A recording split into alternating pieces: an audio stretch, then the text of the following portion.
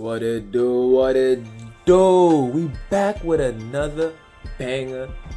And this is the kind of sad one, I ain't gonna lie, but you know, we gotta do the news. So we gonna get right into it. Sir. Well, Ravi, Shazia Khan says her daughter went to great lengths to inform building management and security that her estranged husband should not be allowed in the building because he was a security threat. Yet last summer, he was able to slip by security and gain access to various floors with a building rental agent. Just a few minutes after Raheel Ahmad is seen getting off the 28th floor of a Streeterville apartment building, police say the 36-year-old shoots to death his estranged wife, Sanya Khan, before turning the gun on himself. Knowing that he killed her after, going from out of that elevator, it's the hardest thing. 28-year-old Sanya was Shazia Khan's firstborn. Khan believes her daughter would be alive today if building management and security at 211 East Ohio Street followed apartment building protocols. If they had run his name through the system somehow, and they would find out that, he was not allowed in there, and my daughter would be alive. Sanya, a Pakistani-American photographer, had moved to Chicago in 2021 with her then-husband, Raheel Ahmad. A few months later, their relationship unraveled. Sanya accused Ahmad of spousal abuse. She spent the last few months of her life sharing her story on social media, hoping to give a voice to other Muslim women afraid to speak up. Sanya also filed for divorce and took steps to keep Ahmad away from her apartment building. She personally told the management employee. Damn, hold up. So stick a pin right there, cause what's crazy is I don't like there was limited information on it, but they wasn't married that long, and it's the reason why I want to talk about this video is, even though I don't know if it was an arranged marriage or if they came from Pakistan, but it's with women, it's sucks to say, it really does, but it's one thing when you're in the boyfriend-girlfriend relationship, and this type of stuff could happen in a boyfriend-girlfriend relationship, but when it comes to marriage, what I've noticed is when it comes to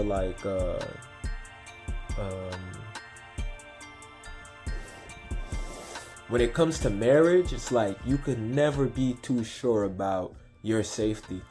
So if you feel that the relationship has to be ended because of your safety, at that point, as a woman, you gotta just take, you gotta assume the worst. It really does suck to say, because when you don't, it's this unfortunately could happen, because even though she did file for divorce, I don't know if she got a restraining order, which is what she should have did, just to further create that distance, because I'm pretty sure once she had a restraining order, there would have been a little bit more due diligence that would have fell upon the staff of the downstairs building to make sure that gentleman wasn't there.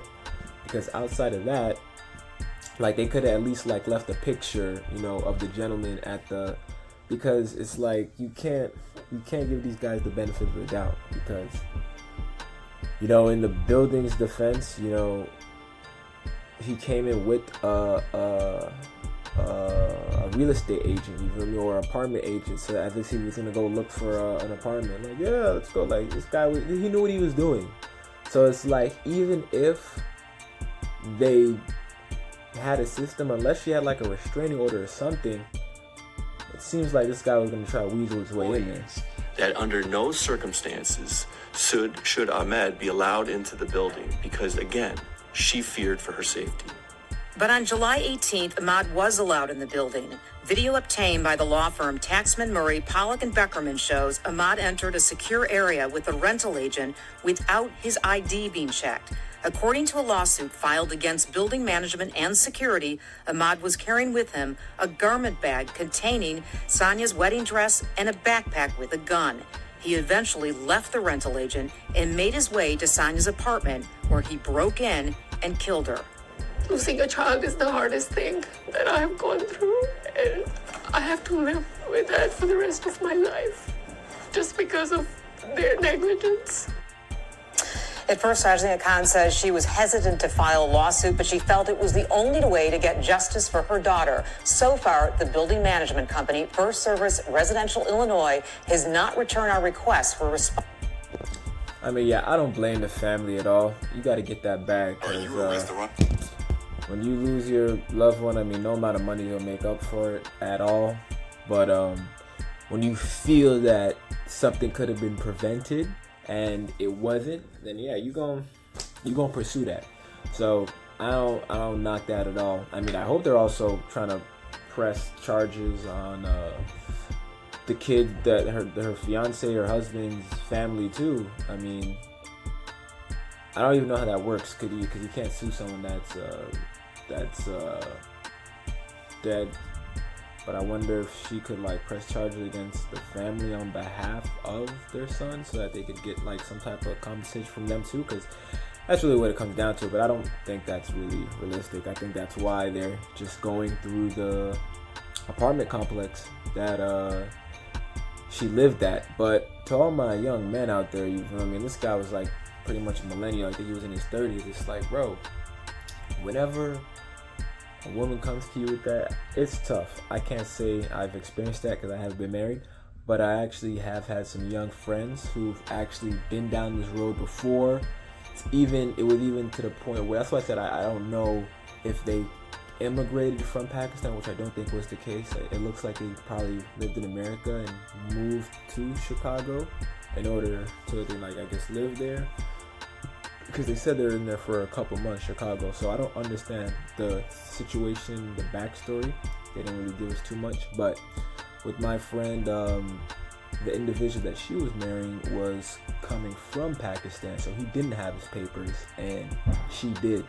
So in these situations, it's like, you always got to look out for yourself. I know there's love involved, but you know, especially if it's an arranged marriage, you feel me? If it's an arranged marriage, that's even more, you even should be more wary, because I mean, you're marrying this person because it's set up, you know?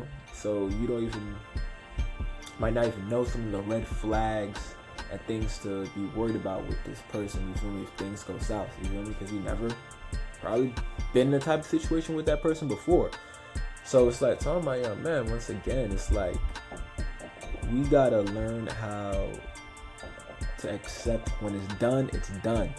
And most men understand that, you know, it sucks, you know, like I said, especially when it's a marriage, but it's never worse throwing away your life and the other person's life. And these people that go through the whole way and they do the whole suicide too, it's like, that's why I say, it's like, unless she had gotten a restraining order and left as soon as she divorced him, which, like I said, if you really fear for your safety, that's what you got to do. If I fear for my safety, that's just the protocol you got to take, because you don't know the lengths that other person's willing to do to fulfill whatever, you know, wrongdoing to you. Now, this isn't trying to throw blame on the victim. No, I mean, she was just living her life, you know, trying to end the relationship, you know, cordially, which, you know, most normal people want to do that. They don't want to, you know, be in the back and forth, the dick and batter. I mean, no one wants to see their partner as soon as y'all broke up with somebody, but I mean, it didn't even look like that was the case. This guy was just bitter and resentful, and as young men, like, bro, you gotta be off that, you feel me? Focus on your purpose. Have things that you want to accomplish, short-term goals, long-term goals, mid-term goals, or whatever you need, but this ain't it, you know? Now, a family lost their beautiful daughter, and this guy just offed himself, and you pretty much disgraced your whole family, you know what I mean? Like, you're just a joke. So, yeah, RIP, my condolences to that family. We gotta, you know, really look at ourselves in the mirror, you feel me, and accept ourselves, you feel, for what we are, you know. When it's done, it's done, you know what I mean? So on that note, like I said, this was a sad one, but we got to get through it. So I'm gonna see you on the next one. We still got to keep on stacking our bread up, because you feel me, that's the only way we gonna lay up. And I'm gonna see you on the next one. Yeah.